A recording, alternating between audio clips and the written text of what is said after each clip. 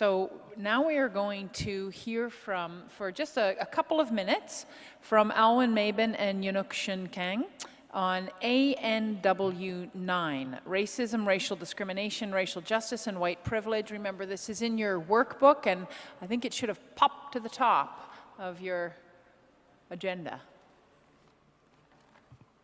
Thank you, moderator. Good morning, everyone. I'm Alwyn Mabin, serving Coordination Pastoral Charge in Alberta, and at present I'm the co-chair of the Intercultural Ministry Standing Committee of the Alberta Northwest Conference. So good morning, friends. My name is Yunok Shin, diaconal minister, and also the co-chair of the Intercultural Standing Committee in the Alberta and Northwest Conference.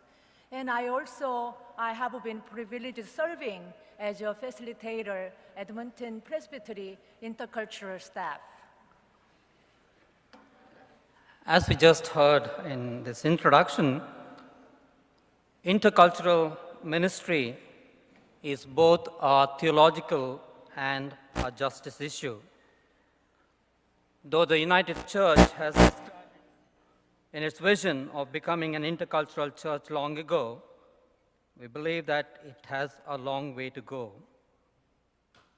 As already been said, white privilege is so ingrained in the system that it causes injustice and discrimination towards racial minorities, not only in the Canadian society, but also in the church. Just to give an example of my own self, it took almost 7 years for me to get a call in the United Church after being received. 7 years. And every time I applied to some church or the other, the reply I always got was, "Your resume is good, but we are afraid that you may not be a good fit." That was a standard reply that I got most of the time. And I'm here for the last 8 years, and still I'm yet to get my PR. I'm still struggling to get my PR. I do not know how the church can help in this regard. It's not able to, and I still have to wait and fight for it. This is what's happening in the church and the society today. So what the ethnic minorities or racially marginalized need in the church is not equality, as has been said, but equity. The church needs to be intentional in becoming an intercultural church in the fast-changing demography of Canada. Therefore, we are proposing, among other things, that the United Church have an intercultural ministry standing committee at every structural level, communities of faith, regional council, and denominational council, to carry out this important and challenging mission so that minority or racialized ministers get justice and hope. So this is our hope, and we hope that the United Church will develop policy and guidelines to address this issue. So further to what Orin said, I wish to share with you how this ministry could affect the United Church in becoming a fully intercultural church by sharing with you a short video clip of how the practice and action of our ministry is done. One is at the conference that we had hosted last year with support from both General Council and the conference executive, an awkward conversation in the church, and also at the Presbytery, Edmonton Presbytery, what we had done. So let's watch this video clip for a few minutes.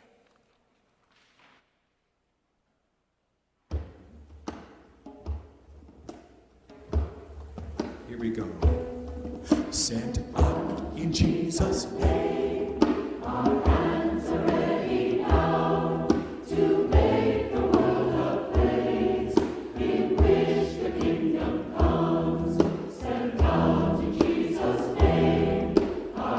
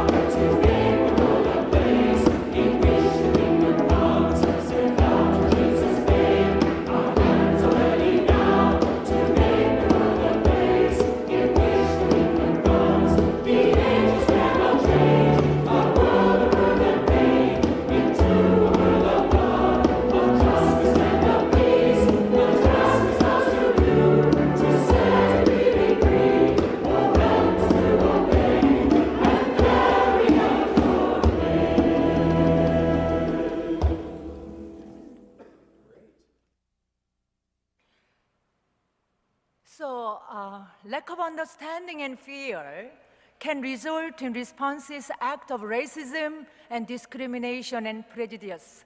We can make a difference.